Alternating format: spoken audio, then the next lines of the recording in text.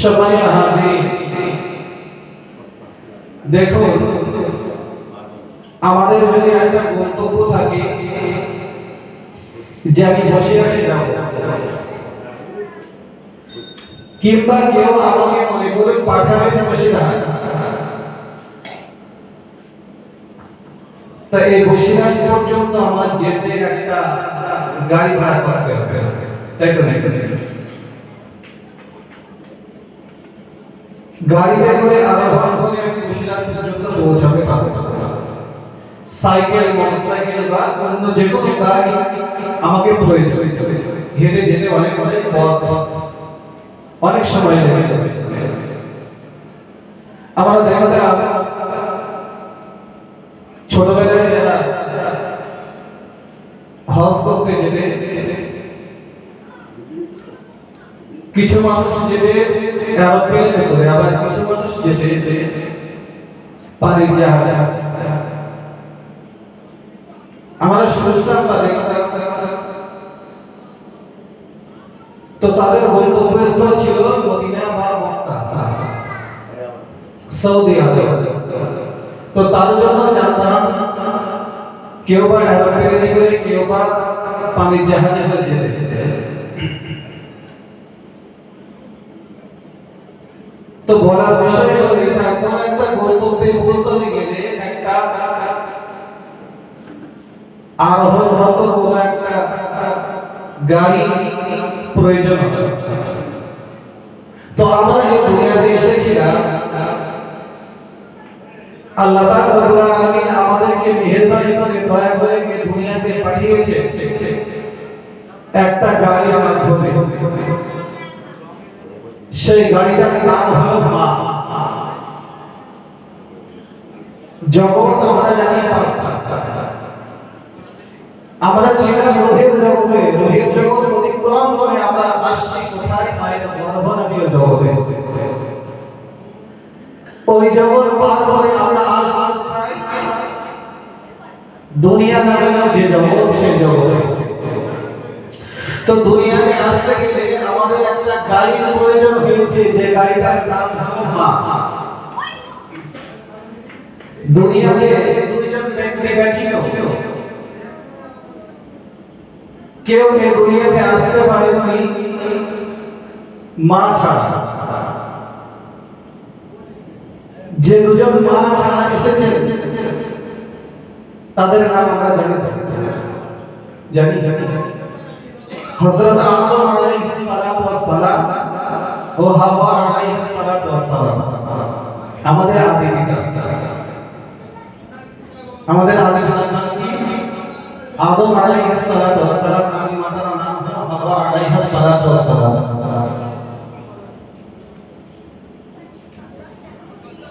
আদম এবং হাওয়া ব্যতীত এই দুনিয়াতে যে বা যারা এসেছে প্রত্যেকের একটা গাড়িতে সওয়ার হয়ে দুনিয়াতে এসেছে। সেই গাড়িটার নাম মা। মা ছাড়া কেউ দুনিয়াতে আসতে পারেনি, ওই দুইজন ব্যতীত। তো আমরা এসেছি এই দুনিয়াতে মায়ের গর্ভে, মায়ের গাড়িতে চড়ে। মা না থাকলে হয়তো আপনি এই দুনিয়ার জগৎ কিছুই দেখতে পেতাম না। আমার কথা পরিষ্কার হচ্ছে কি? মা হলো আমাদের জন্য একটা বড় গাড়ি। সেজন্যই আল্লাহ পাক রব্বুল আলামিন কোরআন মাজিদের ভিতরে জানিয়েছে, ওয়াসাইনাল ইনসানা বিওয়ালিদাইহি ইহসানা। অপর জায়গায় জানিয়েছে, ওয়াসাইনাল ইনসানা বিওয়ালিদাইহি হুসনা। আল্লাহ পাক রব্বুল আলামিন জানিয়েছে, তোমরা তোমাদের পিতামাতার সঙ্গে সৎ ব্যবহার করো। তোমরা তোমাদের পিতামাতাদের খিদমত করো, সেবা শুশ্রূষা করো। আল্লাহ পাক কোরআন মাজিদের ভিতরে কত জায়গায় জানিয়েছেন, ওয়াকাদা রাব্বুকা আল্লা তা'বুদু ইল্লা ইয়্যাহু ওয়া বিল ওয়ালিদাইনি ইহসানা। ইম্মা ইয়াবলুগন্না ইনদাকাল কিবারা আহাদুহুমা আও কিলাহুমা ফালা তাকুল লাহুমা উফফিন ওয়ালা তানহারহুমা ওয়া কুল লাহুমা কাওলান কারীমা। আল্লাহ পাক রব্বুল আলামিন জানিয়েছেন, ওয়াকাদা রাব্বুকা, তোমার প্রভু তোমার প্রতিপালক তোমাকে আদেশ করেছে, আল্লাহ তা'বুদু ইল্লা ইয়্যাহু, তোমরা আল্লাহ ব্যতীত অন্য কাউকে উপাসনা করবে না, একমাত্র উপাস্য বলতে তোমরা রবকে গ্রহণ করবে, একমাত্র ইবাদত করার যোগ্য হলো তিনি যিনি আমাদেরকে সৃজন করেছেন। বলুন সুবহানাল্লাহ। ওয়াবিল ওয়ালিদাইনি ইহসানা, রবের তোমরা সন্তুষ্ট করতে পারলে এরপরে চলে যাও তোমাদের পিতামাতা, পিতামাতাকে তোমরা সন্তুষ্ট করো। কারণ যদি পিতামাতা সন্তানের প্রতি সন্তুষ্ট থাকে, খুশি থাকে, রাজি থাকে, তাহলে আল্লাহ পাক তার প্রতি সন্তুষ্ট থাকে। বলুন সুবহানাল্লাহ। আমার নবী আপনার নবী হাবিবুল্লাহ জনাবে মুহাম্মদুর রাসূলুল্লাহ সাল্লাল্লাহু আলাইহি ওয়াসাল্লাম নবী আমার হাদিস শরীফের ভিতরে জানিয়েছেন, ও আমার সাহাবীরা, আমি রাসূলুল্লাহ জানিয়ে দিলাম, রিদা রাব্বির وصحبه ربي صحبه الوالدين وامر بنا والله باقي بنا بنا وربي باقي عاشق وقوم بنا الله رب العالمين হাদিস দিয়েছেন, সন্তানের প্রতি যদি আব্বা মা সন্তুষ্ট থাকে, সন্তানের প্রতি যদি আব্বা মা খুশি থাকে, আল্লাহ তাআলা ওই সন্তানের প্রতি রাজি খুশি সন্তুষ্ট হয়ে যায়। বলুন সুবহানাল্লাহ। আব্বা মা খুশি ব্যতীত আল্লাহ পাক সন্তুষ্ট হন না। ওয়াসাফা রাব্বি সাফাতুল ওয়ালিদাইন নবী আমার হাদিস শরীফের ভিতরে দিয়েছেন, ও সামিরা, আমি রাসূলুল্লাহ জানিয়ে দিলাম, যদি কোনো সন্তানের প্রতি আব্বা মা সন্তুষ্ট থাকে, আব্বা মার বিনাশ থাকে, আল্লাহ তাআলা ওই সংসারের প্রতি নারাজ হয়ে যায়। যারা বলুন নাউযুবিল্লাহ। আব্বা মার সন্তুষ্ট, রবের সন্তুষ্ট, আব্বা মার নারাজ, রবের নারাজ। দুনিয়াতে যদি কোনো সন্তান আব্বা মাকে সন্তুষ্ট করতে পারে, আল্লাহ পাক তার জন্য দয়ার জান্নাত রেখে দিয়েছেন। সকলে বলে সুবহানাল্লাহ। আমরা নামাজ পড়ি, রোজা করি, হজ করি, যাকাত করি, যত ইবাদত করি না কেন, আমরা যদি আল্লাহর রাস্তায় জীবনকে বিসর্জন দিই, এই এত ইবাদত করার পরে যদি আমরা অসন্তুষ্ট থাকি, আমরা কোনদিন দয়ার জান্নাত পাবো না। এটা আমার কথা। সমস্ত ইবাদতের ভিতরে শ্রেষ্ঠ ইবাদত হলো আব্বা মাকে খিদমত করা, আব্বা মার সঙ্গে সদ্ব্যবহার করা। বলুন সুবহানাল্লাহ।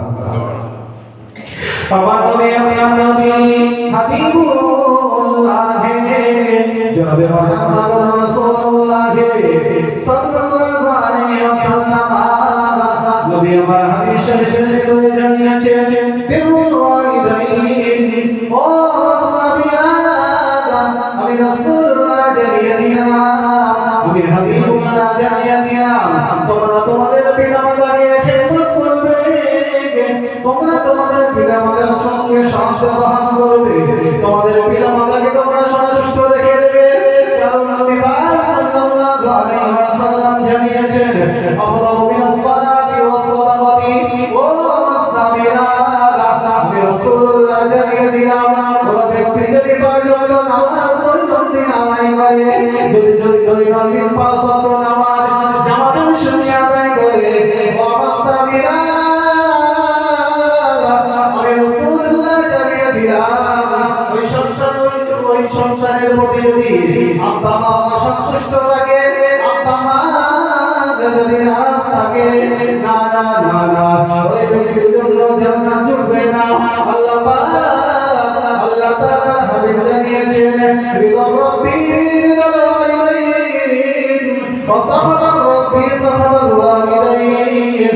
আল্লাহ রাব্বুল আলামিন জানিয়েছেন, আল্লাহ নবী সাল্লাল্লাহু আলাইহি ওয়াসাল্লাম জানিয়েছেন, আব্বা মা সন্তুষ্টর ভিতরে রবের সন্তুষ্ট রয়েছে, আব্বা মা অসন্তুষ্টর প্রতি আল্লাহ পাক নারাজ হয়েছে।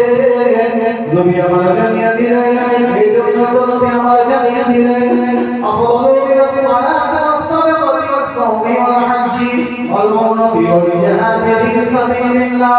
কোন একজন ব্যক্তি নামাজ পাঁচ ওয়াক্ত আদায় করলো,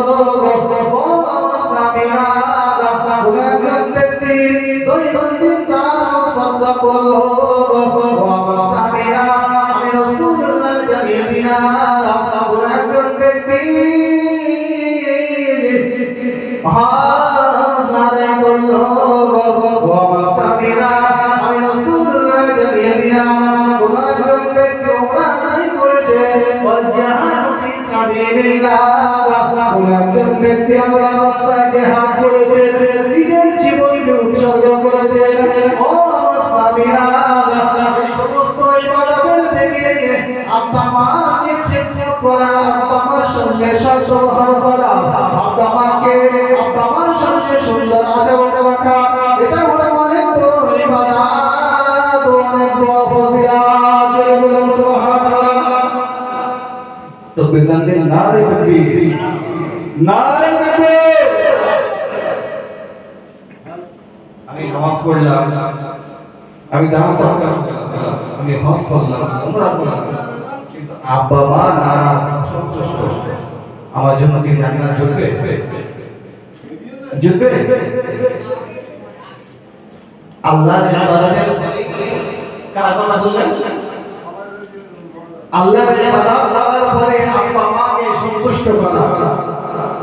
বলবেন আব্বা মা আমাকে শিরকের দিকে ধাবিত করেছে, আব্বা মা আমাকে গুনাহের কাজের দিকে ধাবিত করেছে, আব্বা মার ওই কথা বাদ দিতে হবে। তাই বলি আব্বা মার সঙ্গে অসৎ ব্যবহার করা যাবে না। আব্বা মার সঙ্গে যদি অসৎ ব্যবহার আল্লাহ পাক অসন্তুষ্ট হয়ে যাবে, নারাজ হয়ে যাবে।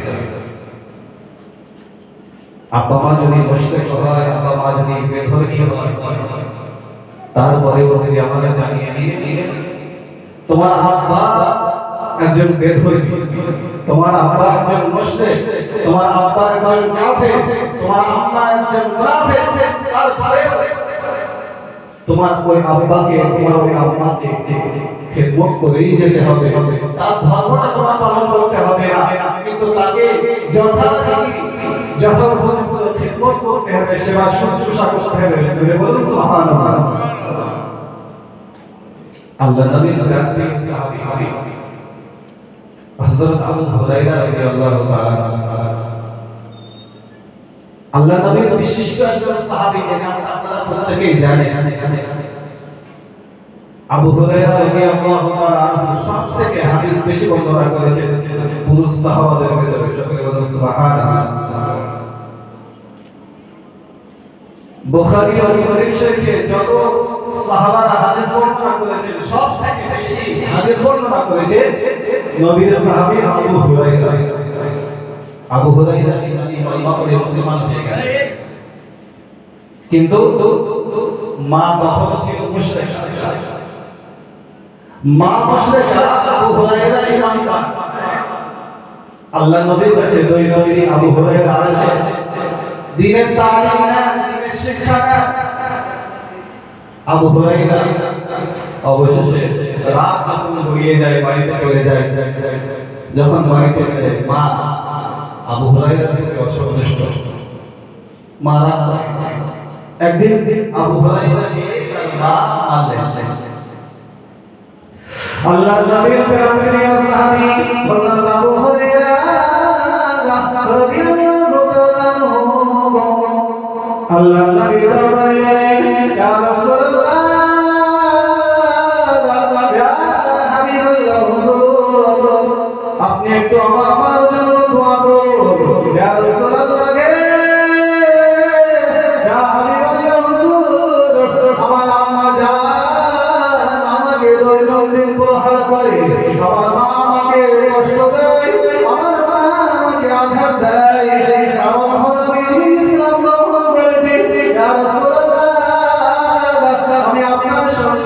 আপনার সঙ্গে সম্পর্ক রেখেছি যতবারই আপনার দরবারে আসি ইয়া রাসূলুল্লাহ ইয়া হাবিবাল্লাহ হুজুর আমার মা আমাকে কষ্ট দেয় কতবার আমাকে আমার আম্মা জান আমাকে প্রহার করেছে আমাকে রক্তাক্ত করেছে নবী আমার বললেন ও মুরাইয়া তুমি কি তোমার মার বিরুদ্ধে আমাকে অভিযোগ করেছো নাকি হে আবু হুরায়রা তোমার মা যদিও মুশরিকা তোমাকে কষ্ট দেয় তুমি চলে যাও বাড়িতে তুমি কে তোমার মায়ের খেদমত করো তুমি তোমার মাকে সেবা শুশ্রূষা করো সকলে বলুন সুবহানাল্লাহ মা মানছে সন্তানকে দ্বীন ইসলাম গ্রহণ করার কারণে আর দ্বীন ইসলামের নবী হযরত মুহাম্মদ মুস্তাফা সাল্লাল্লাহু আলাইহি ওয়াসাল্লাম দরবারে গিয়ে আবু হুরায়রা বললেন ইয়া রাসূলুল্লাহ ইয়া হাবিবাল্লাহ হুজুর আমার মা আমাকে প্রহার করে দ্বীন ইসলাম গ্রহণ করার কারণে আপনার কাছে আসার কারণে আপনার সঙ্গে সম্পর্ক রাখার কারণে আমার মা আমাকে প্রহার করেছে রাসূল কি জবাব দিলেন কি চ্যাম্পিয়ন জবাব আবু হুরায়রা সে তোমার মা যদি মুশরিকা হয় তুমি বাড়িতে চলে যাও তোমার মাকে সেবা শুশ্রূষা তোমার মাকে তুমি যথারীতি খিদমত করে দাও সুবহানাল্লাহ হযরত আবু হুরায়রা রাদিয়াল্লাহু তাআলা আনহু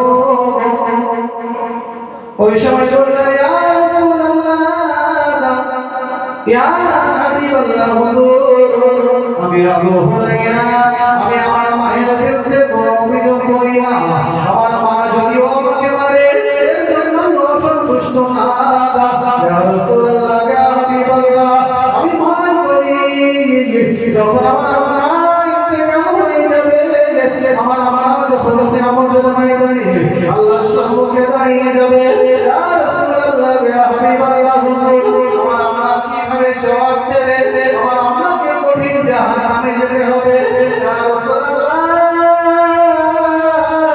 ইয়া হাবিবাল্লাহ হুজুর আপনি যদি আমার মার জন্য দোয়া করেন আমি জানি আল্লাহ তাআলা আপনার দোয়াকে কোনদিন ফিরিয়ে দেবেন না আল্লাহ পাক আপনার দোয়াকে কবুল করে দেবেন আপনার দোয়ার কারণে আমার আম্মা ঈমানদার হয়ে যাবে ইয়া রাসূলুল্লাহ ইয়া হাবিবাল্লাহ আপনি আমার মায়ের জন্য দোয়া করুন আপনি আমার মায়ের জন্য আল্লাহর কাছে ফরিয়াদ করুন আমার মা যেন ঈমানদার হয়ে যায় আল্লাহর নবী আল্লাহর জাহার করে দোয়া করলেন ও রব্বুল আলামিন আল্লাহ ও রব্বুল আলামিন আল্লাহ আপনি আবু হুরায়রার ভালোবাসাকে কবুল করে নিন ও রব্বুল আলামিন আল্লাহ আপনি আবু হুরায়রার আম্মাকে আপনি আবু হুরায়রার আম্মাকে মানে কলমা পড়ে মুসলমান হওয়ার তৌফিক নসিব করে দিন ও রব্বুল আলামিন আল্লাহ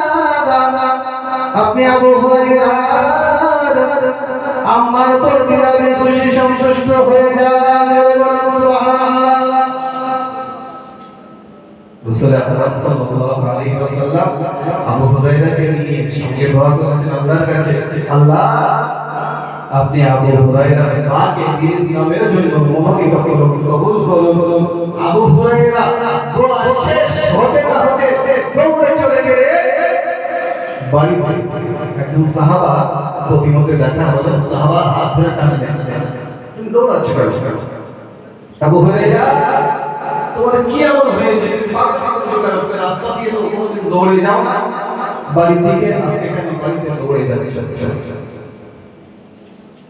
আল্লাহ নবী আপনার প্রিয় সাহাবী হযরত আবু হুরায়রা রাদিয়াল্লাহু তাআলা আনহু ওই সময় বলেছিলেন ও ভাই রাসূলের সাহাবী আল্লাহ পাক রব্বুল আলামিনের প্রিয় হাবিব আল্লাহ নবী মুহাম্মদুর রাসূলুল্লাহ সাল্লাল্লাহু আলাইহি ওয়াসাল্লাম তিনি আমার জন্য দোয়া করেছে আমি আবু হুরায়রা বাড়ির পথে ছুটে ছুটে যাচ্ছি এই কারণে যে আমি আবু হুরায়রাকে বাড়িতে পৌঁছাতে পারি নাকি আমার আম্মা জানের জন্য আল্লাহ নবী যে দোয়া করলেন সে দোয়াটা আমি আল্লাহ পাক রব্বুল আলামিন পৌঁছে দেন আমি আবু হুরায়রা এই জন্যই বলছি আমি আবু হুরায়রাকে বাড়িতে পৌঁছাতে পারি আল্লাহ নবী যে দোয়া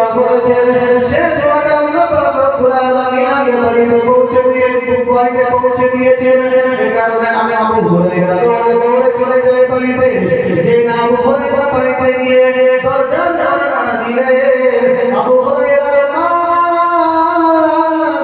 বলে দিন লাগো আমি লাগে আবু হুরায়রা বাড়ি গেলেই লাঠি হাঁটা হেলাই পাইতে গেল।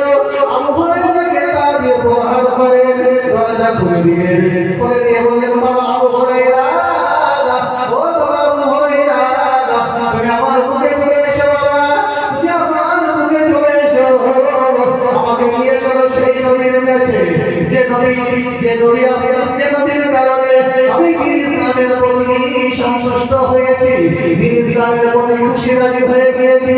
ও বাবা আবু হুরায়রা, তুমি আমাকে নিয়ে চলো আল্লাহর নবীর দরবারে।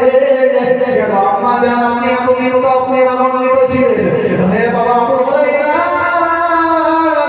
আমি ইমানে কলমা গ্রহণ করে মুসলমান হতে চাই। জোরে বলুন, আরে তুই জোরে বলুন, নারে তাকবীর। প্রত্যেকের আনন্দিত থাকে আবু হুরায়রার প্রতি মা। আজকে আবু হুরায়রা সন্তুষ্ট, আবু হুরায়রার মনটা এতটা বিগলিত হয়ে গেল, এতটা খুশি হয়ে গেল, আল্লাহর কাছে সকল গোজার হয়ে সুবহানাল্লাহ। আল্লাহ নবী দরবারে আবু হুরায়রার মাকে নিয়ে গেলেন। কথা বললে কথা চলে যাচ্ছে না। আবু হুরায়রার মা আবু হুরায়রার সঙ্গে আল্লাহ নবীর দরবারে গিয়ে ঈমানি কলমা গ্রহণ করে গিয়ে মুসলমান হয়ে গিয়েছেন। সুবহানাল্লাহ। যদি আবু হুরায়রা মার প্রতি অসন্তুষ্ট, অসৎ ব্যবহার করত, তা মা কি সন্তানের প্রতি সন্তুষ্ট হয়ে দ্বীন ইসলামের মধ্যে আসতো? কি শোনা যাচ্ছে না? ওই বক্সটা সরিয়ে দিতে মানে আওয়াজটা কি টিভি চালতো ডেকোরেটর ভাই কে আছেন? আপনি মেহেরবানি করে একটু এদিকে আসুন। ডেকোরেটর ভাই কে আছেন? মেহেরবানি করে আপনি এদিকে একটু আসুন। আওয়াজটা জড়িয়ে দিয়ে মানে দিয়ার ধাক্কা দিয়ে কথাটা আমি যখন ওখানে বসে বসে শুনছিলাম তখন আমি দেখছিলাম যে কথাটা যেন জড়িয়ে যাচ্ছে। ওই জন্য আমি আপনাদের কাছে দোয়া জিজ্ঞেস করছি যে কথা বলতে বুঝতে পারছেন তো? হ্যাঁ, বাইরে তো খুব সুন্দর হতো, কিন্তু ভিতরে চৌহদ্দির ভিতরে তো কথাটা ফেটে ফেটে যাচ্ছে।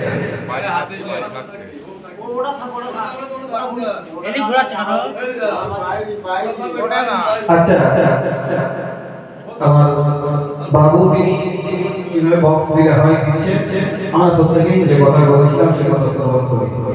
আবু হুরায়রা যদি মার সঙ্গে অসৎ ব্যবহার করত, মাকে যদি কষ্ট দিত, তাহলে আবু হুরায়রার মা ঈমানি কলমা পড়ে মুসলমান হতে পারত না। সন্তান মাকে সন্তুষ্ট রেখেছেন, রাজি খুশি করেছেন, বিধায় আবু হুরায়রার মা ঈমানি কলমা গ্রহণ করে মুসলমান হয়ে গিয়েছেন। সুবহানাল্লাহ। আল্লাহ নবী জীবনে কোনদিন মা খেদমত করবে সেই সৌভাগ্য সুযোগটুকু হয়নি, সৌভাগ্যটুকু হয়নি। আচ্ছা, এই কথা বলার আগে মায়েদের মর্যাদা এত বেশি কেন, পিতাদের মর্যাদা এত বেশি কেন জানেন? একটা মা যখন সন্তান জন্ম দেয়, রবের পরে তারা একমাত্র আল্লাহ পাক রব্বুল আলামিন বর্ণিত করেছেন মায়ের খেদমত, আব্বার খেদমত। সুবহানাল্লাহ। কারণটা কি জানি? একটা মা যখন সন্তানকে লালিত পালিত করে, লালন পালন করে, ওই সন্তান যখন ভূমিষ্ঠ বা জন্মদান করে, তখন এতটা পরিমাণ কষ্ট হয়, একটা মানুষের শরীরে যদি 20টা হাড় একসঙ্গে ভেঙে যায়, যত কষ্ট হয়, সায়েন্স এটাই বলে যে 20টা হাড় ভাঙলে যে কষ্ট হয় একটা ব্যক্তি, মা একজন মা যখন সন্তান জন্ম দেয় ওই 20টা হাড় একসঙ্গে ভাঙলে যে কষ্ট হয় মারও ঠিক ঠিক ওই কষ্ট হয়। সুবহানাল্লাহ।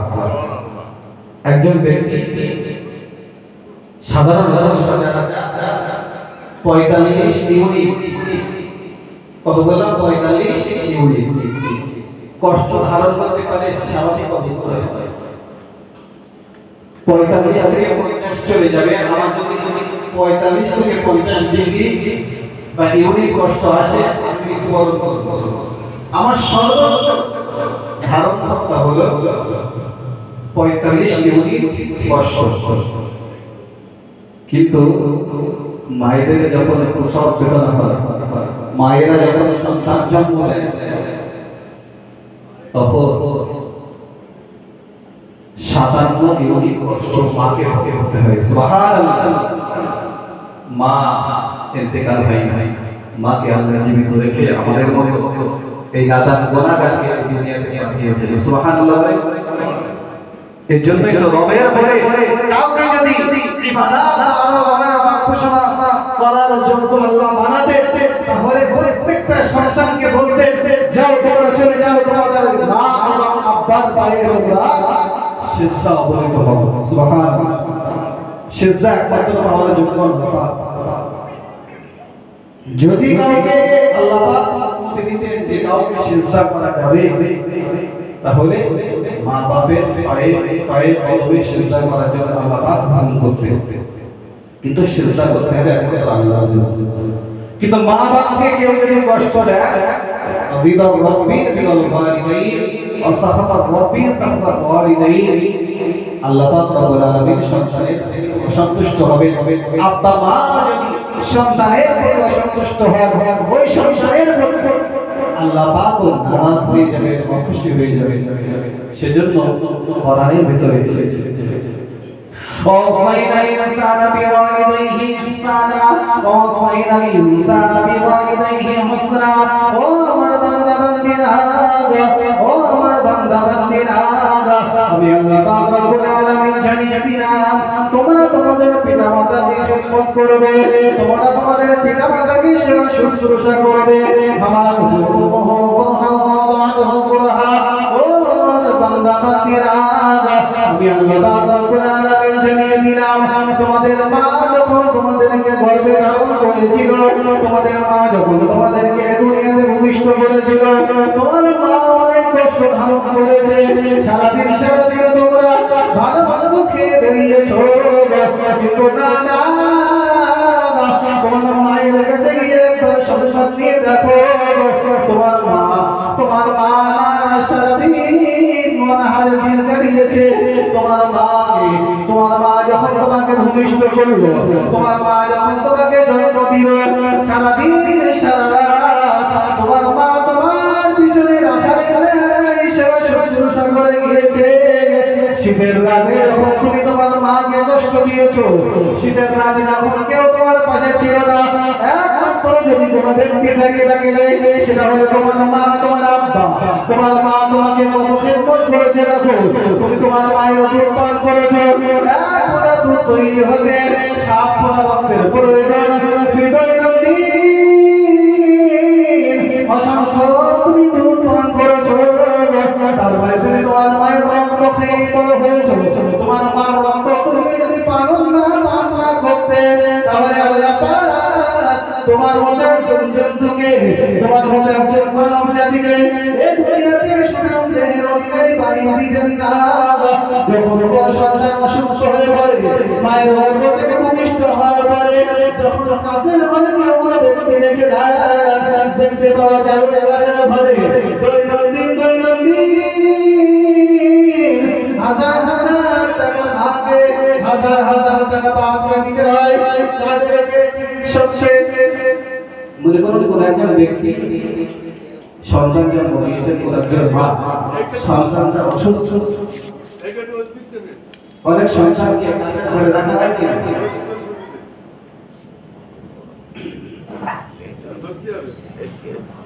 আচ্ছা দরকার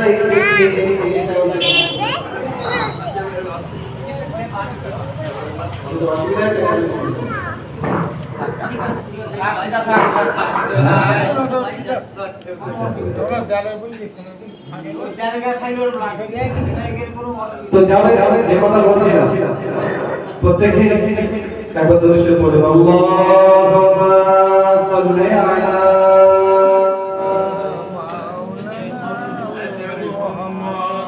ওয়া আলি সাইয়্যিদিনা জোরে জোরে জোরে ফরমা জিকির করি লা ইলাহা ইল্লাল্লাহ লা ইলাহা ইল্লাল্লাহ লা ইলাহা ইল্লাল্লাহ মুহাম্মাদুর রাসূলুল্লাহ।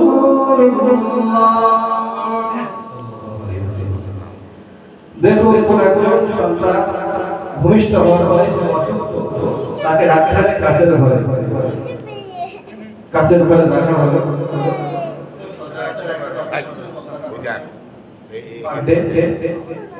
একটা বাচ্চাকে যদি কাচের ঘরে রাখা হয় ন্যূনতম দিনে কত টাকা খরচা হচ্ছে দেখে 20,000 নাকি এর থেকে কম 10,000 ন্যূনতম 5,000 কি 10,000 সর্বনিম্ন ধরে নিলাম যে 2,000 টাকা করে বাড়তে দিতে হবে। তো একজন মা সন্তানকে দুটো পানি ভাবে কত দিতে حمله قرها ووضعه قرها وحمله وفصاله 30 شهرا সর্বোচ্চ 30 মাস মানে 2.5 বছর দুধ পান করাতে পারবে। ধরে নিলাম 2 বছর একটা সন্তান মায়ের স্তন থেকে দুধ পান করেছে, দৈনিক যদি 2,000 টাকা করে হয় তাহলে মায়ের মাস থেকে পার ডে আমি কতবার দুধ পান করেছি আর সেই অনুযায়ী আমি হিসাব করলে এই যে 2 বছরে কত টাকা মা তিনি আমাদের কাছ থেকে নেন।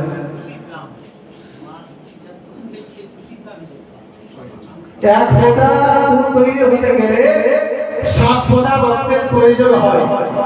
যে দুধ পান করে আমরা আজকে বড় হয়েছি, আজকে আমরা সুঠাম দেহের অধিকারী হয়েছি, আজকে আমরা এই দুনিয়াতে বিচরণ করেছি, আজকে আমরা শক্তিশালী হয়েছি, আজকে আমরা ধনী হয়েছি, আজকে আল্লাহ পাকের নিয়ামত আমরা ভক্ষণ করেছি। যে মায়ের দুধ পান করে আল্লাহ পাক রব্বুল আলামিন জানিয়ে দিয়ে তোমরা ওই মাকে যদি অসন্তুষ্ট রেখে তোমরা যদি দিন রাত তোমরা যদি যাপন করে যাও আল্লাহ পাক রব্বুল আলামিন তোমার জন্য কঠিন নরকের জাহান্নাম রেখে দিয়েছেন। নাউজুবিল্লাহ। আল্লাহ পাক আমাদের হেফাজত করুন, আমাদের পিতা আমাদেরকে খেদমত করার তৌফিক দান করুন। আমিন। প্রিয় হাজিরিন, আমরা নবী সাল্লাল্লাহু আলাইহি ওয়াসাল্লাম মাকে খেদমত করবেন, মাকে সেবা শুশ্রূষা করবেন, সেই সেবার সুযোগ হয়নি, কারণ রাসূলের বয়স যখন মাত্র 6 বছর, রাসূল আকরাম সাল্লাল্লাহু আলাইহি ওয়াসাল্লাম 6 বছরের পরিণত হওয়ার পরে মা দুনিয়া থেকে বিদায় নিলেন। এদিকে 4.5 বছর আমাদের হালিমা সাদিয়া রাদিয়াল্লাহু তাআলা আনহার সংস্পর্শে লালিত হয়েছে। আল্লাহ নবী যখন 40 বছর বয়সে হয়েছে সেই দুর্মা হালিমা সাদিয়া রাদিয়াল্লাহু তাআলা আনহা যার জন্য পান করেছিলেন আল্লাহ নবী, যার সংস্পর্শে থেকে দিলেন 4 থেকে 4.5 বছর, আল্লাহ নবী নিজের মাতা নিজের আমানা দুর্মা কেবল মাত্র তার কাছে লালিত পালিত হয়েছে। আল্লাহ নবী যখন 40 বছর বয়সে দিনের দাওয়াত মানুষের কাছে পৌঁছে দিচ্ছেন, আমরা যেন হালিমা সাদিয়া রাদিয়াল্লাহু তাআলা তিনি শুনলেন যে মক্কার কুফার কুরাইশরা আমার নবীর প্রতি অত্যাচার করে, আমার নবীকে কষ্ট দেয়, আমার নবীর প্রতি জুলুম করে। আমরা যেন হালিমা সাদিয়া রাদিয়াল্লাহু তাআলা তিনি বাড়িতে স্থির থাকতে পারছেন যে আমার যে মুহাম্মদকে আমি 4.5 বছর লালন পালন করেছি, সেই মুহাম্মদকে কাফের বেদিন কুফার কুরাইশরা কষ্ট দিচ্ছে, আমি হালিমা জীবিত রয়েছি, আমি কিভাবে সহ্য করব? আল্লাহ নবী মাত্র কয়েকদিন দাওয়াতের কাজে আল্লাহ পাক বললেন, নবী আপনার কাছে যা অবতীর্ণ করা হয়েছে মানুষের দ্বারে দ্বারে সেগুলো প্রচার করুন। আল্লাহ পাকের হুকুম পালন করতে যে মায়ের সঙ্গে কিছুদিন দেখা হলো। আম্মা জানা হালিমা সাদিয়া রাদিয়াল্লাহু তাআলা আনহা আল্লাহর নবীর ফেরবার করে চোখে ভালো দেখতে পার না আম্মা জান হালিমাতুস সাদিয়া রাদিয়াল্লাহু তাআলা আনহা তিনি তায়েফ থেকে বার হয়ে গুটি পায় আল্লাহর নবী দরবারে এলেন ইয়া রাসূলুল্লাহ হে ইয়া হাবিবাল্লাহ আল্লাহর নবী যখন দেখতে পেলেন আল্লাহর নবী সাহাবাদেরকে তালিম দিচ্ছেন সে সময় একজন ব্যক্তি রাস্তা দিয়ে গুটি পায় হেঁটে চলেছে আল্লাহর নবী দেখতে পেলেন একজন বৃদ্ধা রমণী কে যেন রাস্তা দিয়ে গুটি পায় হেঁটে চলেছে আমাকে মনে হচ্ছে অন্য কেউ নয় এখন আমার আম্মা জান হালিমাতুস সাদিয়া আল্লাহর নবী সাহাবাদের মজলিস থেকে উঠে গেলেন আম্মা জান হালিমাতুস সাদিয়া রাদিয়াল্লাহু তাআলা আনহা নিকটে চলে গেলেন তিনি দেখলেন যে আমি মুহাম্মদ রাসূলুল্লাহ সাল্লাল্লাহু আলাইহি ওয়াসাল্লাম যেটাই ভেবেছি আমার আম্মা জান হালিমাতুস সাদিয়া না আমি হলেন আম্মা জান হালিমাতুস সাদিয়া অন্য কেউ নয় আল্লাহর নবী আম্মা জান হালিমাতুস সাদিয়া রাদিয়াল্লাহু তাআলা আনহাকে করে নিয়ে দৌড়ে এসে আল্লাহর নবী সাহাবাদের মাঝখানে নিজের গায়ে চাদর পেতে দিয়ে আল্লাহর নবী দুলবাদা আম্মা জান হালিমাতুস সাদিয়া রাদিয়াল্লাহু তাআলা আনহাকে বসতে দিলেন সমস্ত সাহাবারা অবাক হয়ে গিয়েছে সমস্ত সাহাবারা হতবাক হয়ে গিয়েছে আল্লাহর নবীর সঙ্গে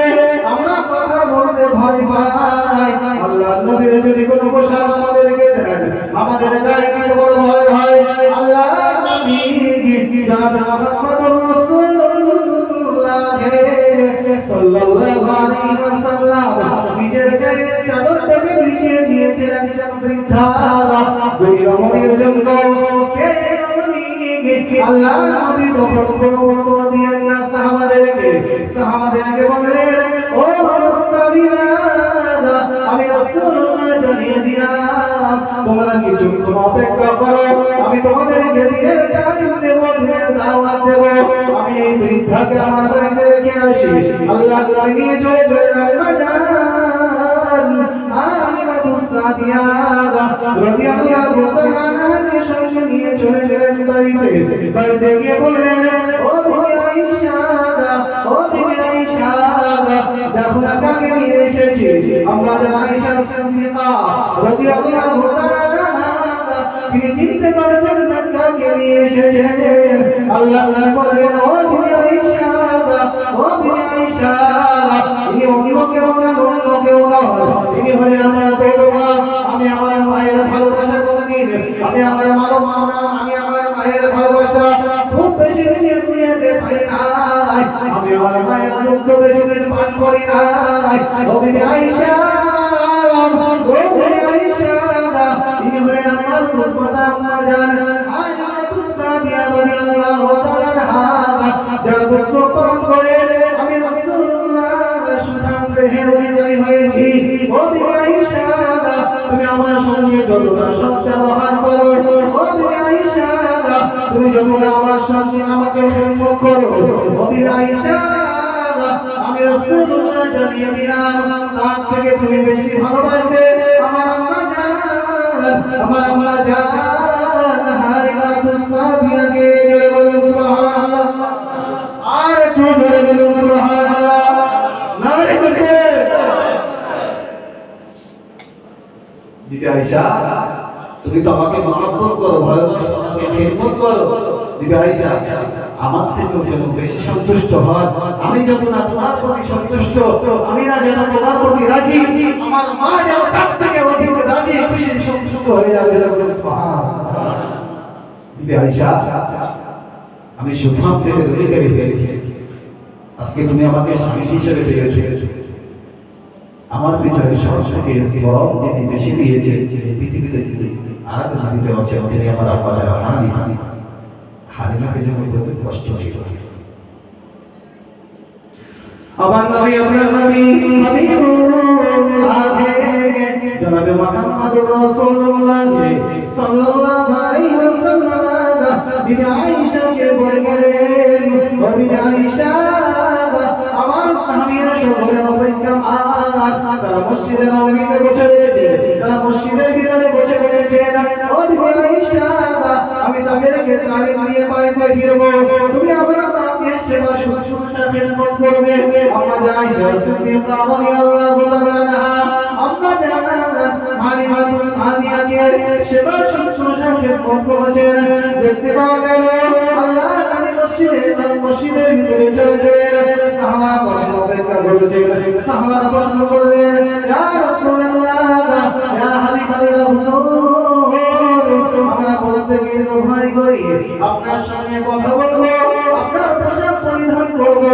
ইয়া রাসূলুল্লাহ, ইয়া হাবিবাল্লাহ, হুজুর, আমি আপনার চাদরকে নিজের হাতে ধরবো। ইয়া রাসূলুল্লাহ, আমাদের ভয় হয়, আমাদের অন্তর কেঁপে ওঠে, এটা আপনার চাদর, আপনি সেই চাদরকে বিছিয়ে দিলেন। একজন বৃদ্ধারমণি, এই বৃদ্ধারমণিকে আম্মা জান আয়েশা সিদ্দিকা রাদিয়াল্লাহু তাআলা আনহার বাড়িতে তখন আম্মা জান হালিমাতুস সাদিয়া রাদিয়াল্লাহু তাআলা আনহা রয়েছে। আল্লাহ নবী সাহাবীদেরকে বললেন, ও সাহাবীরা, ও সাহাবারা, আমি রাসূলুল্লাহ জানিয়ে দিলাম, আমি মায়ের ভালোবাসা, ভক্তি, শ্রদ্ধা, আমি আজকে খুব বেশি দিন পাই নাই। ও বিবি আয়েশা, ও আমার সাহাবীরা, আমি রাসূলুল্লাহ জানিয়ে দিলাম, আমি যে মায়ের দুগ্ধ পান করে এত বড় হয়েছি, যে মায়ের দুগ্ধ পান করে আল্লাহ পাক আমাকে বড় করে নবুয়ত দিয়েছেন। ও সাহাবীরা, ইনি হলেন আমার আম্মা জান, আম্মা জান হালিমাতুস সাদিয়া। ও সাহাবীরা, ইনি অন্য কেউ না, অন্য কেউ না, ইনি হলেন সেই আম্মা জান হালিমাতুস সাদিয়া। না না, আমি আমার মায়ের হক আদায় করতে পারি নাই। ও সাহাবীরা, আমার সবচেয়ে ভালো হতো যদি আমি আমার মায়ের চামড়া খুলে বিছিয়ে দিতে পারতাম আমার মায়ের জন্য। ও সাহাবীরা, আমি আমার মায়ের হক তো আদায় করতে পারি নাই, আমার গায়ের চাদরটা বিছিয়ে দিয়েছি, আমার মা সেখানে বসেছে। ও সাহাবীরা, আমি যদি আমার গায়ের চামড়াটা বিছিয়ে দিতে পারতাম, আমার মায়ের এক ফোঁটা দুধের হক আদায় হতো না। আর একটু আমার বলে বলে সুবহানাল্লাহ। সাহাবারা যে পোশাকটা পরিধান করতে ভয় করে, আম্মা জান হালিমাতুস সাদিয়ার জন্য সেই পোশাকটা বিছিয়ে দিয়ে, সেই পোশাকটা, সেই চাদরটা বিছিয়ে দিয়ে আল্লাহ নবীর কাছে সাহাবারা বললেন, ইয়া রাসূলুল্লাহ, ইয়া হাবিবাল্লাহ, হুজুর, ইয়া রাসূলুল্লাহ, ইয়া হাবিবাল্লাহ, হুজুর, আপনি আপনার ওই বৃদ্ধ মহিলার জন্য আপনার গায়ে চাদর বিছিয়ে দিলেন। আল্লাহ নবী বললেন, ও আমার সাহাবীরা, আমি হক আদায় করতে পারি নাই, আমার সব থেকে ভালো হতো যদি আমি আমার গায়ের চামড়াটা আমার মায়ের জন্য বিছিয়ে দিয়ে পারতাম। জেনে বলুন সুবহানাল্লাহ। আর একটু মহানবী বলুন সুবহানাল্লাহ। আজকে আমরা সন্তানেরা আমাদেরকে কষ্ট দেই, আপনাদেরকে কষ্ট দেই। আজকে আমাদের সংসার হয়েছে, বাচ্চা হয়েছে, আমার মা যখন বলে যে একটু ওষুধ নিয়ে এসো, আমি খুব অসুস্থ, আমাদের বিরক্তি বোধ হয়, আমাদের কষ্ট হয়। কিন্তু আজকে যদি আমাদের মাকে আমরা খেদমত না করতে পারি, মায়ের যদি সেবা শুশ্রূষা না করতে পারি, মায়ের ওষুধটা যদি না এনে দিতে পারি, আল্লাহ পাক আমার প্রতি নারাজ, অসন্তুষ্ট, নারাজ হয়ে যাবে। আমরা প্রত্যেকেই চেষ্টা করি আমার মাদেরকে, আমাদের আব্বাদেরকে সেবা শুশ্রূষা, সেবা ভক্তি করি যেন কবরে যেতে পারি। আব্বা মা যেন আমাদের প্রতি সন্তুষ্ট থাকে, রাজি থাকে, খুশি থাকে। আজকে আমরা অনেকে আব্বা মাকে হারিয়ে ফেলেছি, আব্বা মার খেদমত করবো সেই সুযোগটুকু নেই, কিন্তু সেই সুযোগ আমাদের যদি অর্জন করতে হয় আমাদের করণীয় কি?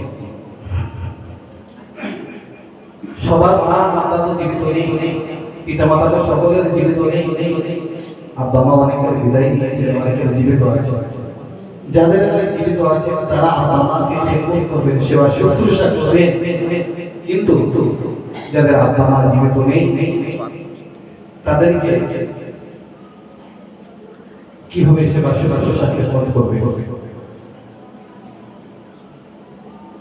আমার নবী আপনার নবী হাবিবুল্লাহ জানে মুহাম্মদ রাসূলুল্লাহ সাল্লাল্লাহু আলাইহি ওয়াসাল্লাম নবী ওয়ালা জানিয়ে দিলেন, ও মুসলিমিনা ও মুসলিমানা, আমি রাসূলুল্লাহ জানিয়ে দিলাম, মান সারা আবওয়াইহি ফি কুল্লি জুমাতিন গুফিরা লাহু মা তাকাদ্দামা মিন যামবিহি ওয়া কুতিবা মাররান। ও মুসলিমিনা ও মুসলিমানা, আমি রাসূলুল্লাহ জানিয়ে দিলাম, যখন তোমার আব্বা মা দুনিয়া থেকে চিরদিনের মতো বিদায় নিয়ে গহীন কবরে চলে যাবে, ও আমার সাথীরা, আমি রাসূলুল্লাহ জানিয়ে দিলাম, তোমার প্রত্যেক জুমার নামাজ আদায় করার পরে তোমরা চলে যাবে তোমাদের আব্বা মার কবরস্থানে।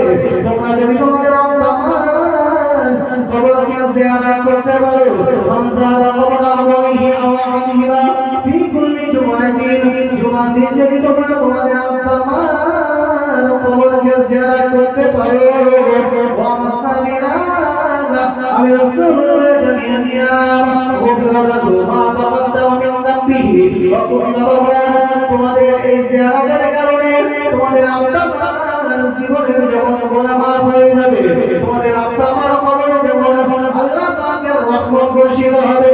ও মুসলিমিনা, আমি রাসূলুল্লাহ জানিয়ে দিলাম, তোমাদের জীবনের গুনাহগুলো মাফ হয়ে যাবে। ওয়া কুতিবা মাররান, এবং তোমাদের নামগুলো সৎকার নেককার দিনদার ব্যক্তিদের খাতায় লেখা হবে। জোরে বলুন সুবহানাল্লাহ। আব্বা মা কবরকে জিয়ারত করতে হবে প্রত্যেক জুমার নামাজ পড়ার পরে, আসরের আগে প্রত্যেক জুমার নামাজ পড়ে বাড়িতে ফেরার আগে যাবেন আব্বা মার কবরস্থানে। যদি আব্বা মার কবরে গিয়ে মনে করো কোন একজন নামি নামি বিশেষ বক্তা, খুব ভাইরাল বক্তা, গোটা দুনিয়ার মানুষ দেখেছে, সেই বক্তাকে নিয়ে এসে আপনি দোয়া করলেন, ওই দোয়া গ্যারান্টি হবে আপনি কিছুই জানেন না, ধরে নিলেন। এটা বোঝানোর জন্য বলছি, আপনার আপনারা কি শিক্ষিত জ্ঞানী বিচক্ষণ, আমি বোঝানোর জন্য বলছি যে আমি আমার কথাই বলি, আমার আব্বা মনে করবো বিদায় দিয়েছেন কি মা বিদায় নিয়েছে, আব্বা মার জন্য আমি কিভাবে দোয়া করবো, কিভাবে ক্ষমা চাই আমি জানি না। তারপরেও আমি গিয়ে আমার মনে ধরে আমাকে শুধু দুই হাত ধরে শুধু চোখের অশ্রু ধরাচ্ছি, আমার আব্বা মার কথা স্মরণ করে যত ফোঁটা চোখের পানি পড়ছে, এই প্রত্যেক ফোঁটার কারণে আল্লাহ রাব্বুল আলামিন আব্বা মার জীবনের গুনাহগুলো মাফ করে দিচ্ছেন। সুবহানাল্লাহ। আব্বা মা তো জীবনের গুনাহগুলো মাফ হচ্ছে, ওই বড় হুজুর গোটা দুনিয়ার মানুষ যে হুজুরকে চেনেছে, সেই হুজুর গিয়ে দোয়া করেছে যে আল্লাহ খুব সুন্দর করে বানিয়ে মিশিয়ে কথা বলছেন, দোয়া করেছে, ওই হুজুর দোয়া করছে, সে দোয়া হচ্ছে কিনা আল্লাহ জানে। কথা কণ্ঠ ভালো, দিনের জ্ঞান রয়েছে, সুন্দর করে সাজিয়ে সে কথা বলছে, বানিয়ে বানিয়ে খুব সুন্দর করে। মনে করুন যে জুমার দিন নামাজ পড়ে কবরস্থানে গেলাম, যত মুসল্লি সকলে কাঁদছে, দোয়া শ্রবণ করে আল্লাহ ওই দোয়াকে কবুল করেছেন কিনা, গ্রহণ করেছেন কিনা কেউ গ্যারান্টি দিতে পারবেন না। হয়তো হুজুর আমাদের কাছে পছন্দনীয়, আল্লাহর কাছে হুজুর নাও পছন্দনীয় হতে পারে, কিন্তু আব্বা মা যদি সন্তানেরা জুমার দিন দোয়া করে, মনে করে কিছুই জানে না, কিছুই ভালো করে পড়তেও জানে না, শুধু আব্বা মার কবরস্থানে গিয়ে কোন সন্তান দোয়া করে, মনের যে ভাবটা আল্লাহর কাছে যদি প্রকাশ করে, আব্বা মার কথা যদি স্মরণ করে, চোখের অশ্রু ঝরিয়ে কবরস্থানে দাঁড়িয়ে দাঁড়িয়ে শুধু অপেক্ষা করে, আহা এখানেই আমার আব্বা শুয়ে আছে, এখানেই আমার আম্মা শুয়ে আছে, এই কথা ভেবে ভেবে যদি চোখের অশ্রু ঝরিয়ে দেন, তাহলে আল্লাহ পাক রব্বুল আলামিন কথা দিয়েছে, সন্তানের চোখের অশ্রু নাকে ডগায় আসতে যতক্ষণ, তার আগে আল্লাহ পাক রব্বুল আলামিন আব্বা মার দোয়াকে কবুল মঞ্জুর করে রাখবেন। সুবহানাল্লাহ। জোরে বলুন সুবহানাল্লাহ। নারে তাকবীর। আমরা সন্তান আমরা আব্বা মাকে খবর দিয়ে আসি, মাটির নিচে আব্বা মা হয়ে গেল, আমরা দুনিয়াতে গেছি, আব্বা মার কবরস্থানে আমরা যাই না। জুমার দিন পার হয়ে গেল, শুক্রবার দিন পার হয়ে গেল, একবার মনে পড়লো না তাই তো আমার আব্বাটা কবরস্থানে নিরীহ কেউ সেখানে নেই, বন্ধু বান্ধব কেউ নেই। আমার আব্বাটা দেখতাম দিনের বেলা আমাদেরকে লালন পালন করার জন্য দুপুরের খানা আমার আব্বা খাই নাই, সকালের খানা আমার আব্বা খাই নাই। বাড়িতে আমার আব্বা রয়েছেন, আমরা রয়েছি, আব্বাকে একজন বন্ধু কিছু মিষ্টি খেতে দিল, আব্বা সেই খাবারটা না খেয়ে আব্বা বাড়িতে নিয়ে চলে এলো। সারাদিন আব্বা অক্লান্ত পরিশ্রম করে সন্ধ্যাবেলা বাড়িতে এসে বসে বসে আহার করার পরে আব্বা আবার রাতে বেরিয়ে গেল, সারারাত আমাদের জন্য আয় ইনকাম করলো, আমাদের জন্য উপার্জন করলো। যে আব্বা আমাদের জন্য রক্তকে বিসর্জন দিল, জীবনটাকে বিসর্জন দিল, যে আব্বা মা আমাদের ভালো রাখার জন্য নিজের সমস্ত প্রকার আলা মায়ের সব কিছু বিসর্জন দিল, সেই আব্বা আজকে কবরে শুয়ে রয়েছে। জুমার দিন চলে গেল, বড় সন্তানের মনে হলো না, আরে আমার আব্বা মা সেই কবরস্থানে শুয়ে রয়েছে, সেই দীর্ঘ 10 বছর হয়ে গেল, দীর্ঘ 20 বছর হয়ে গেল, আমার আব্বা মাকে ওই কবরস্থানে রেখে এসেছি, না জানি আমার আব্বা মা কবরে কি হালাতে রয়েছে, কি অবস্থায় রয়েছে। সেখানে তো নেই কোনো বন্ধু বান্ধব, সেখানে নেই কোনো স্ত্রী পুত্র, সেখানে নেই কোনো আপনজন প্রিয়জন, কেউ সেখানে নেই। আমার আব্বা এবং আম্মা নিথর দেহ ওই সংকীর্ণ কবরের ভিতরে রয়েছে। আমি গিয়ে আমার আব্বার জন্য একবার দোয়া করি, গিয়ে আমার আম্মার জন্য একবার দোয়া করি। আমাদের মন হয় না একবার প্রত্যেক দরদি আমার আব্বা জানা ভাইদেরকে বলবো, প্রত্যেক জুমার দিন একবার হলে আব্বা আমার কবরস্থানে যাবে। আব্বা আমার কবরস্থানে গেলে আপনার জীবনের গুণাগুলো মাফ হবে, আপনার আব্বা আমার জীবনের গুণাগুলো মাফ হবে, আপনার নামটা নেককার দিনদার পরেজগার মুত্তাকিন ব্যক্তিদের খাতায় আল্লাহ পাক লিখে দেবেন। সুবহানাল্লাহ। আমার নবী আপনার নবী হাবিবুল্লাহ জনাবে মুহাম্মদুর রাসূলুল্লাহ সাল্লাল্লাহু আলাইহি ওয়াসাল্লাম হাদিস শরীফের ভিতরে জানিয়েছেন, বাকি ওয়ালাদুল বারিন ইয়াকুরু ইলা ওয়ালিদাইহি নাযার রাহমাতিন ইল্লা কাতাবাল্লাহু লাহু বিকুল্লি হাজ্জাতিন মাবরুরা ওয়া সাবিরা ওয়া মাসতাবারা।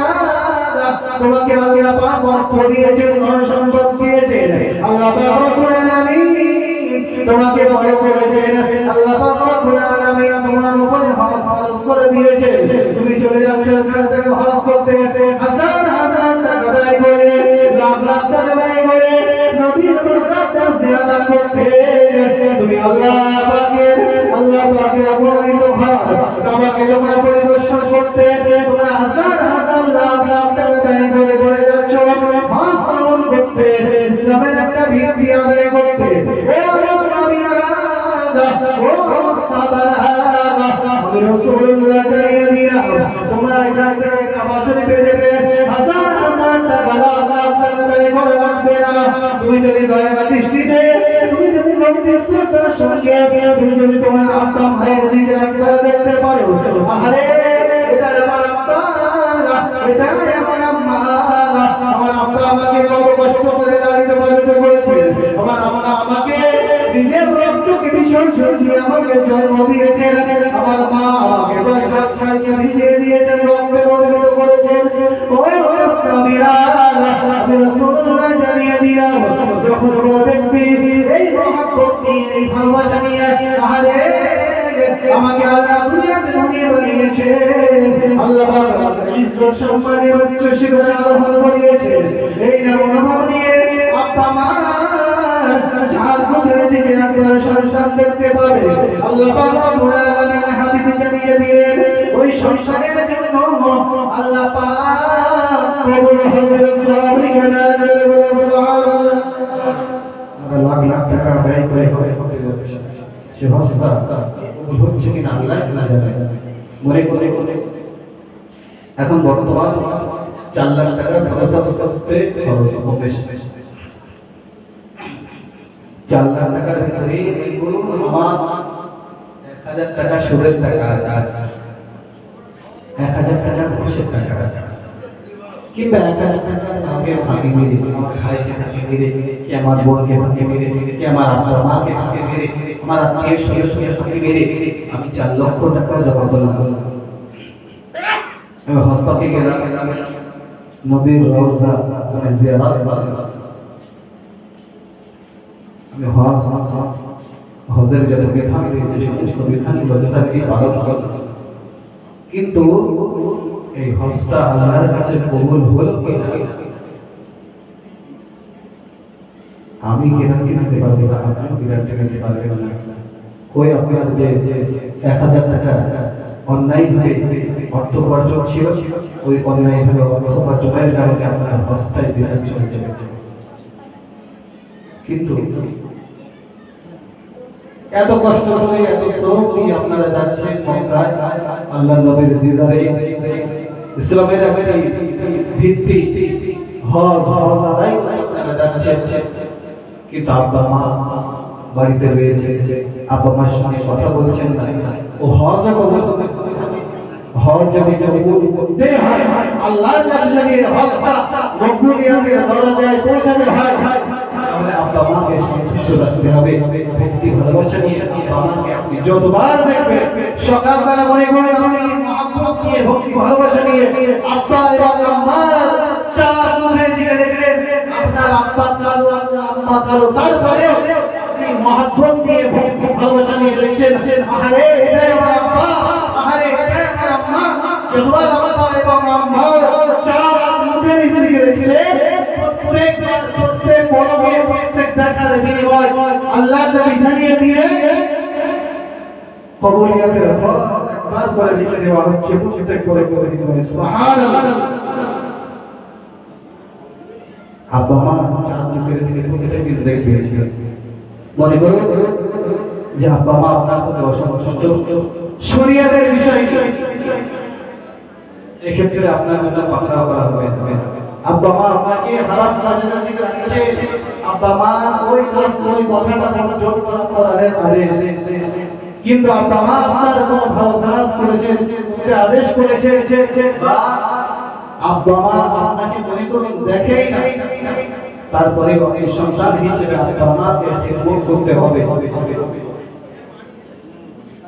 আমার নবী আপনার নবী হাবিবুল্লাহ জানে মুহাম্মদুর রাসূলুল্লাহ সাল্লাল্লাহু আলাইহি ওয়াসাল্লাম, নবী আমার পাক জবানে জানিয়েছেন, ও মুসাফিরা, ও মুসাফিরা, আমি রাসূলুল্লাহ জানিয়ে দিলাম, কোন আব্বা মা যদি সন্তানের জন্য দোয়া করেন, আল্লাহ আমার সন্তানকে ধ্বংস করে দিন, আল্লাহ আমার সন্তানকে দুনিয়ায় আপনি লাঞ্ছিত করুন, আল্লাহ পাক আল্লাহ তাআলা আব্বা মার ওই দোয়াকে কবুল করে নিয়ে দুনিয়ায় সন্তানকে লাঞ্ছিত করবে। কখনো বা যদি আব্বা মা অন্তর থেকে দোয়া করেন সন্তানের জন্য, আল্লাহ আমার আব্বা আমার আম্মা, আল্লাহ পাক রব্বুল আলামিনের কাছে দোয়া করেন, ও রব্বুল আলামিন, আল্লাহ আমার সন্তান আমাকে কষ্টের ভিতরে রেখেছে, ও রব্বুল আলামিন, আপনি এদেরকে দুনিয়া থেকে ধ্বংস করে দিন, আল্লাহ পাক রব্বুল আলামিন সঙ্গে সঙ্গে ওই দোয়াটাকে কবুল করে নেন, আল্লাহ পাক রব্বুল আলামিন সন্তানকে দুনিয়াতে লাঞ্ছিত করেন। আল্লাহ নবী হাদিস শরীফের ভিতরে জানিয়েছেন, বুখারী শরীফের হাদিসের ভিতরে এসেছে, আল্লাহ নবী সাল্লাল্লাহু আলাইহি ওয়াসাল্লাম জানিয়েছেন, হাদিসটা বর্ণনা করেছেন হযরত আবু হুরায়রা। কার কথা বললাম? হযরত আবু হুরায়রা রাদিয়াল্লাহু তাআলা।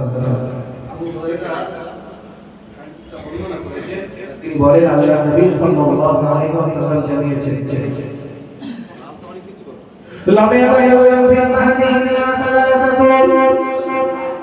আল্লাহ নবী জানিয়েছেন, ও মুসলিমরা, আমি রাসূলুল্লাহ জানিয়ে দিলাম, নবজাতক অবস্থায় শিশু অবস্থায় তিনটি মাত্র সংসার কথা বলেছে, যখন কন্যায় থাকে সন্তানেরা, যখন মায়ের উপরে থাকে সন্তানেরা, তখন তাদের কোনো ভুঁড়ি ফোটে না। নবী আমার জানিয়ে দিলেন, আমি আল্লাহ ফিল মাহদি ইল্লা সালাসাতু ওয়া ও মুসতাবিরা, আমি আমি রাসূলুল্লাহ জানিয়ে দিলাম তিনটি সন্তান দুই ভাই অবস্থায় কথা বলেছে তারপর নবী আমাকে জানিয়ে দিলেন ঈসা ইবনে মারইয়াম ওয়া সাহিবু জুরাইজ প্রথম নম্বর ঈসা আলাইহিস সালাতু ওয়াস সালাম যিনি ইমরানের কন্যা মারইয়ামের সন্তান নবী ঈসা আলাইহিস সালাতু ওয়াস সালাম নবী ঈসা আলাইহিস সালাতু ওয়াস সালাম যখন মায়ের সঙ্গে রয়েছে মায়ের কাছে রয়েছে নবী ঈসা আলাইহিস সালাতু ওয়াস সালাম যখন ভূমিষ্ঠ হয়ে আম্মাকে আম্মার শরীর নিয়ে আম্মা জান মারইয়ামের শরীর নিয়ে অনেক মানুষ প্রশ্নবিদ্ধ করলো মরিয়াম একজন জেনাকারী নারী আম্মা জান মারইয়াম রাদিয়াল্লাহু তাআলা আনহার সম্পর্কে আল্লাহ পাক রব্বুল আলামিন কোরআনের আয়াত নাযিল করে দিয়েছে না না না না মরিয়াম তকবীর নারে তাকবীর জোরে জোরে নারে তাকবীর আমাদের আমন্ত্রিত আমাদের ভাই যারা হযরত আল্লাহ সাহেব তিনি এসেছেন স্টেজে আসবেন তো তিনি নসিহত করবেন যে যারা ছড়িয়ে ছিটিয়ে আছেন মেহরবানি করে আপনারা প্রথমে পাবে পজিশনে চলে আসবেন তিনজন ব্যক্তি দোলনায় নবজাতক অবস্থায় যে সময় বল পড়ে সে সময় কথা বলেছেন এক নম্বর ঈসা আলাইহিস সালাতু ওয়াস সালাম যিনি হলেন মরিয়মের সন্তান আমাদের মারিয়ামকে কিছু মানুষ অপবাদ দিল যে মারিয়াম তিনি একজন ব্যভিচারী নারী তো আল্লাহ পাক কোরআনের আয়াত নাযিল করে তার সতীত্বকে তুলে ধরেছেন জোরে বলুন সুবহানাল্লাহ দ্বিতীয় নম্বর সাহিব জুরাইজ নামে একজন ব্যক্তি তার সাক্ষ্য দিয়েছে একজন শিশু জুরাইজকে যেটা বলছে এটা বুখারী ও মুসলিমের হাদিস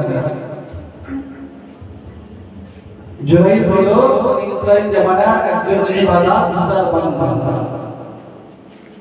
যিনি হলেন মুস্তাজাব দাওয়া যিনি হলেন একজন আল্লাহর মাহবুব প্রেমী বান্দা আল্লাহর নবী বর্ণনা করছে জুরাইজ ইনি ইবাদতের জন্য একটা বা উপাসনার জন্য একটা ঘর নির্মাণ করেছেন যেমন আমরা মসজিদ নির্মাণ করি ঠিক তেমনি ভাবে জুরাইজ ইবাদত বান্দাগির জন্য আল্লাহর নৈকট্য হাসিল করার জন্য একটা ঘর কঠিন নির্মাণ করেছেন সেখানে এক ব্যক্তি ইবাদত বান্দাগি করে জুরাইজ আগে নামাজে দাঁড়িয়ে গেছেন জুরাইজ নামাজ অবস্থায় মা হাজির হয়ে গেল জুরাইজের ভিতরে ইয়া জুরাইজ তখন জুরাইজ নামাজরত অবস্থায় জুরাইজ চিন্তা করেছে মায়ের ডাকে উত্তর দেওয়াটা যেমন ফরজ আমি নামাজটা আদায় করেছি এই নামাজটা আমার জন্য ফরজ কোনটিকে প্রাধান্য দেব মনে কল্পনা শুরু হয়ে গেছে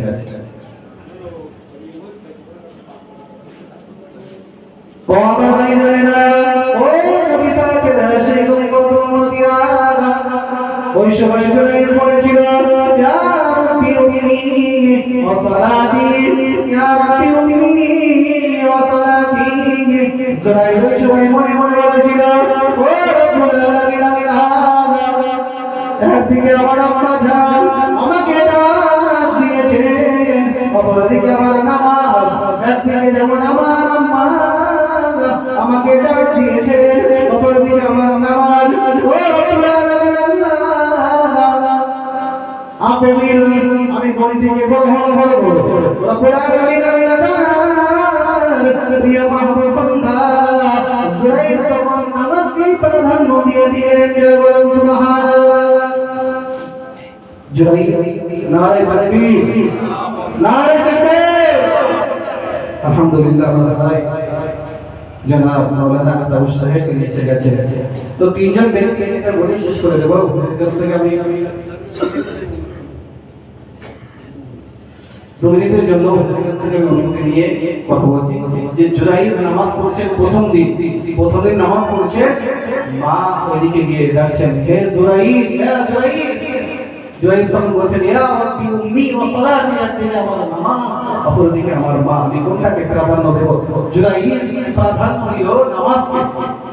পরের দিন আবার জুরাইজের মা আবার পুনরায় এলো, সেদিন চলে গেল, পরের দিন আবার এলো, আবার ডাক দিলেন, ইয়া জুরাইজ, বুখারীর হাদিস।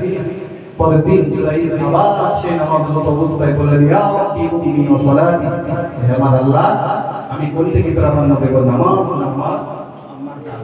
দুটোই তো আমার জন্য ফরজ। তৃতীয় দিনও সেদিন চলে গেল, উত্তর না পেয়ে জুরাইজের আম্মা। তৃতীয় দিন আবার পুনরায় জুরাইজ, তৃতীয় দিন আবার নামাজরত অবস্থায় মা আবার এসেছেন। মা আসার পরে ডাক দিলেন, ইয়া জুরাইজ, তৃতীয় দিন একই অবস্থায় নামাজকে প্রাধান্য দিলেন। জুরাইজের আম্মা জুরাইজের জন্য দোয়া করলেন, ও রব্বুল আলামিন আল্লাহ, ও রব্বুল আলামিন আল্লাহ, আমার জুরাইজ, তাকে আমি 3 দিন দেখেছি, সে আমার ডাকে কোনো সাড়া দেয় নাই। ও রব্বুল আলামিন আল্লাহ, তুমি ইসরাইলকে যতদিন না জেনাকারী নারীর অপমানিত করতে পারবে, রব্বুল আলামিন আল্লাহ, ততদিন যেন ইসরাইলের মৃত্যু না হয়। জুরাইজের আম্মা যে দোয়া করেছিলেন, সেই দোয়া আল্লাহ পাক রব্বুল আলামিন কবুল করে নিয়ে জুরাইজের সেই ইবাদতগৃহ থেকে বার করা হলো। ইবাদতগৃহ থেকে বার হয়ে গেল জুরাইজ, মানে জুরাইজের বাড়িতে একজন বাচ্চা, একজন ব্যক্তি থাকে, অনেক বড় ইতিহাস। যাই হোক, সর্বশেষ একজন জেনাকারী নারীর গর্ভ থেকে একটা সন্তান হয়েছে। সেই সন্তানের বাপ নেই, বাপ নির্ধারণ হলো জুরাইজ। জুরাইজের ইবাদতগৃহ সবকিছু ভেঙে চূর্ণ বিচূর্ণ করা হলো। অবশেষে দেখতে পাওয়া যায় জুরাইজ ওই সন্তানকে বলল যে নিয়ে এসো। নিয়ে আসার পরে তার পেটে একটু আঘাত করলো। আঘাত করার পরে দেখতে পাওয়া যায় ওই বাচ্চার কাছ থেকে জিজ্ঞেস করলো, তোমার আব্বাকে? তখন বলে দিল, অমুক রাখা। জুরাইজ নিষ্পাপ হয়ে গেল, যে আর দায় তাকে নিতে হয়নি। তার মা দোয়া করার কারণে জুরাইজের এই দোয়াটা কবুল, মানে জুরাইজের আম্মার দোয়াটা কবুল হয়ে গিয়েছিল। বিদায় নারী অপবাদীয় হওয়ার পরে জুরাইজের মৃত্যু হয়েছে। তো আল্লাহ পাক রব্বুল আলামিন আমাদের প্রত্যেকের আব্বা মাকে কবুল করার তৌফিক দান করুন। আমি ভাইকে বসিয়ে রাখার জন্য আমি ভাইয়ের কাছে ক্ষমা চেয়ে নিচ্ছি। তারপরে আমার সম্মুখে যারা আমার আব্বা জানেরা ভাইয়েরা বসে আছে, পর্দানাসীনা ধার্মিকা মা বোনেরা যারা দীর্ঘক্ষণ আলাপ আলোচনা শুনছেন, যদি আমার ভাষাগত ভুল ত্রুটি হয়, সকলের কাছে আমি গ্রামের সন্তান হিসেবে, আপনাদের ঘরের সন্তান হিসেবে আপনাদের কাছে ক্ষমা চেয়ে এখানে বিদায় নেব। আখিরু দাওয়ানা আলহামদুলিল্লাহি রাব্বিল আলামিন। আসসালামু আলাইকুম ওয়া রাহমাতুল্লাহ। দরুদ শরীফ আল্লাহুম্মা। এখন আমার ভাই জনাব মাওলানা আতাউল্লাহ সাহেব, তিনি শুধু 12 দক্ষিণ চব্বিশ পরগনা থেকে এসেছেন, তিনি ওয়াজ নসিহত করবেন। খুব সুন্দর কণ্ঠ ভাই ওয়াজ নসিহত আপনারা কম বেশি প্রত্যেকেই শুনেছেন। তো যারা এখনো ছড়িয়ে ছিটিয়ে আছেন, মেহেরবানি করে আপনারা প্রত্যেকেই চলে আসুন। আল্লাহুম্মা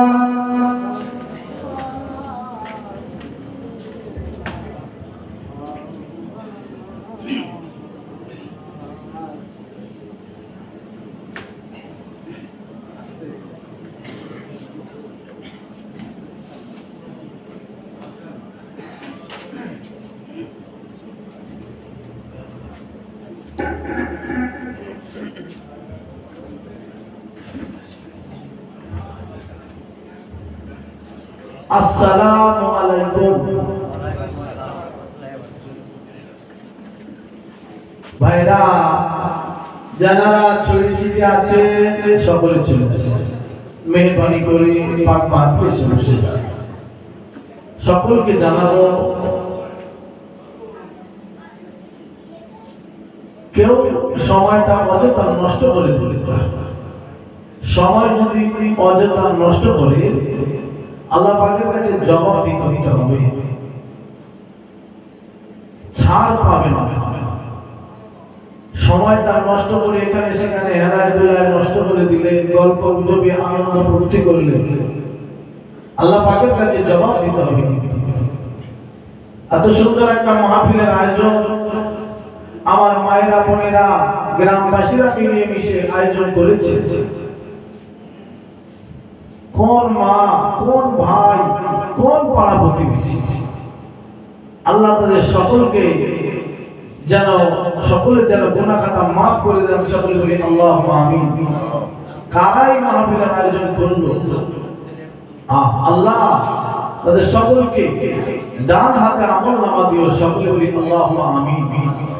প্রাণ ভরে উচ্চ আওয়াজে আমার নবীর সাথে দুরূদ শরীফ পড়েন আল্লাহুম্মা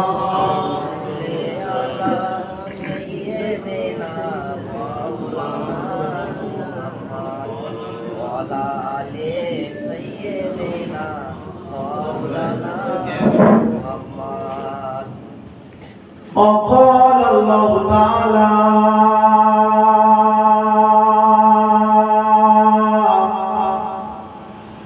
في كلام المجيد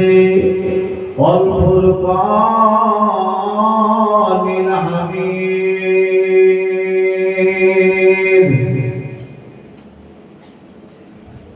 بسم الله الرحمن الرحيم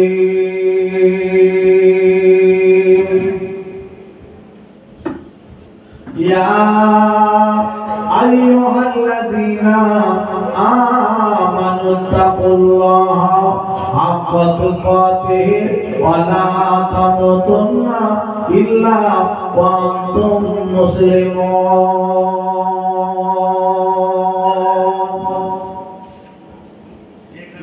قال النبي صلى الله عليه وسلم الدنيا مادرة الآخرة